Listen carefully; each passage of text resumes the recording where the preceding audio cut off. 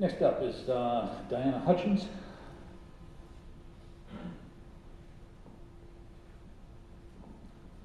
Thank you for being here, and I really wish this room was over to capacity, and you had a lot more people to ask you questions. I'm so sorry Mr. Space didn't show up. It could be they've already made up their minds, or maybe already voted. I have so many questions that I can't ask Paul, but I did ask you a question a while back, and I don't feel I really got an answer, and I'm hoping I can get an answer tonight. I do have another question that maybe later I can ask another one.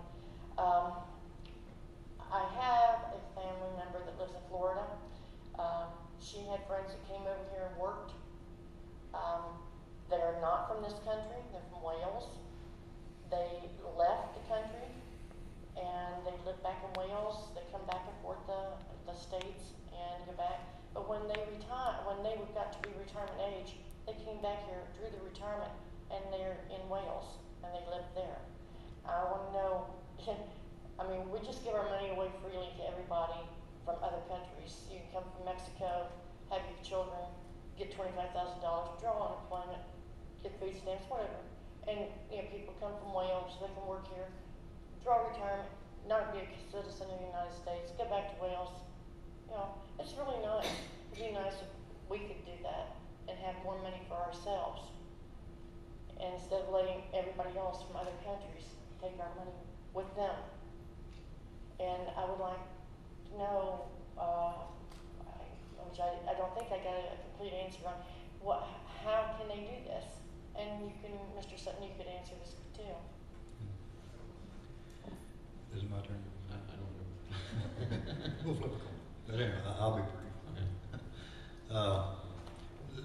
The federal government does have guest worker programs that people can come legally and work, and they take their money home when they go. It's between them and their employer. It's not a federal job per se.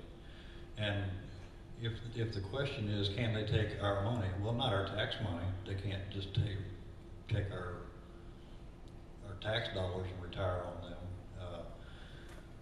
But I worked with a fellow who was a paint contractor, and he had 3 gentlemen that worked with us that were from Brazil, and they had their paperwork. He did all the paperwork and got them the required things they needed. They came here because their economy is so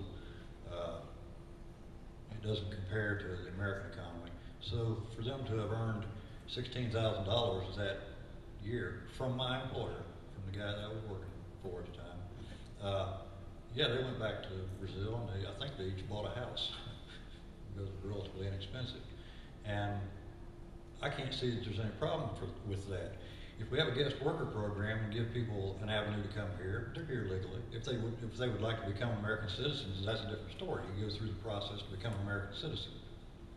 But if you come here on the guest worker program and you turn around, you want to go back to wherever it is you came from, there are provisions at the federal level to be able to do that. So, can people just simply come over here and get on Social Security and then go home and live forever on Social Security? I don't think so. I don't think that they're allowed to do that. But an American citizen, I suppose, could be on Social Security and choose to live overseas somewhere. I know many military retirees that went back.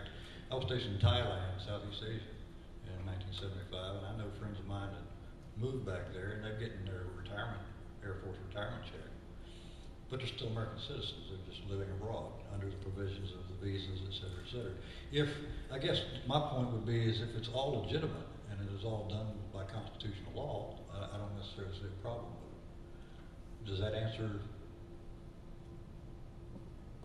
Okay. I just know they retired and came over here just came back to the States to get their retirement and go back over there. They don't care about living here. Mm-hmm. They don't want to be a United States citizen. Right. They just wanted to take what they could get and go back home.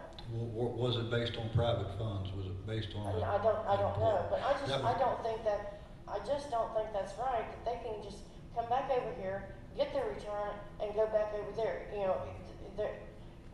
They're paying Social Security when they're here. They're not a citizen, but I don't understand the concept then of them being able to draw all that money and go back over to Wales and live and not be a United States citizen. I think that, and I can understand your concern, your question, but I think the question that first to answer, if they're here illegally as a guest worker, and they pay into Social Security, and the employer's paying into Social Security, then I have a hard time saying that they're not eligible for those benefits because the workers paid, they paid in, that's legitimate, just like any of us, and also the employer.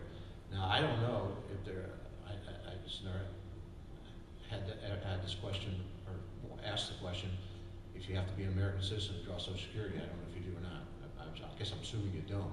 But we shouldn't be sending, no, let's use another example. Let's say they're over here working, and they get laid off and they go back, but there's absolutely should not get unemployment compensation when they leave the country and go back. That's, they were a guest worker, and those are temporary jobs, and unemployment shouldn't kick in because that is taxpayer money. Well, it's not 100%. The way it's unemployment structured, employers kick into the fund, but now it's becoming taxpayers' money because the federal government is bailing out the unemployment fund because it's broke. The state of Ohio has borrowed several $1 billion now that they're going to supposedly pay back. Interest starts January 1st. So the $8 billion hole you hear about the state government, it's a lot worse than that. It's probably a $12 billion hole when you count unemployment. But if they're here legally, obviously no illegal should qualify. That's a no-brainer to me. But the question is, if they're here legally and they paid in, they played by the rules, they should probably be entitled to it, unless there's a provision that you have to be an American citizen. And I don't know. I assume you don't have to be, but I don't know that for sure. The way the dollar did down overseas, it might not make any difference in another couple of years.